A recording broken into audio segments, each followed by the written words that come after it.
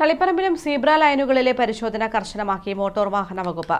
Zebra ലൈനുകളിൽ കാൽനട യാത്രക്കാർക്ക് വാഹനങ്ങൾ നിർത്തിക്കൊടുക്കുന്നില്ലെന്ന പരാതി വ്യാപകമായതോടെയാണ് പരിശോധന. സീബ്ര ലൈനുകളിൽ മുൻഗണന കാൽനടയാത്രക്കാർക്കാണ്.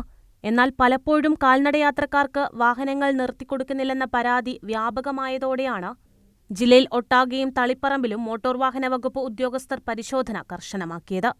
സമീപം കാൽനടയാത്രക്കാർ ഉണ്ടെങ്കിൽ അവർക്ക് കടന്നുപോകാൻ വാഹനം നിർബന്ധമായും നിർത്തിക്കൊടുക്കണമെന്നാണ് നിയമം. ഒപ്പം അടുത്ത സീബ്ര ലൈൻ ഉണ്ടെങ്കിൽ വാഹനങ്ങൾ വേഗത കുറയ്ക്കണം എന്നും മോട്ടോർ വാഹന വകുപ്പ് നിയമത്തിൽ പ്രതിപാദിക്കുന്നുണ്ട്.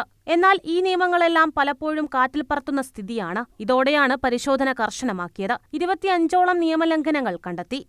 കണ്ണൂർ ജില്ലയിലെ വിവിധ റോഡുകളിൽ കാൽനടയാത്രക്കാർക്ക് സുരക്ഷിതമായ യാത്ര ലഭിക്കുന്നില്ല, പരിഗണന ലഭിക്കുന്നില്ല എന്നുള്ള വ്യാപകമായ പരാതികൾ ലഭിച്ചിട്ടുണ്ടായിരുന്നു.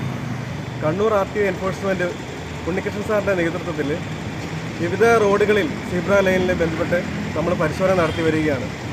സീബ്ര ലൈനിൽ കാൽനടയാത്രക്കാർക്കാണ് മുൻഗണന.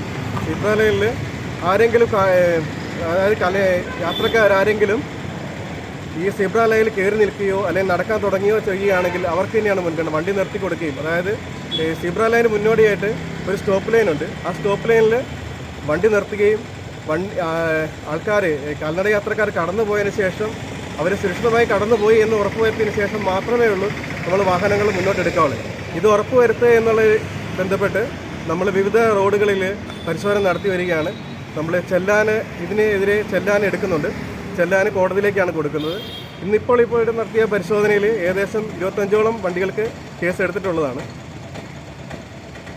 അസിസ്റ്റന്റ് മോട്ടോർ വെഹിക്കിൾ ഇൻസ്പെക്ടർ ബിബിന്റെ നേതൃത്വത്തിലാണ് തളിപ്പറമ്പിൽ പരിശോധന നടത്തിയത്.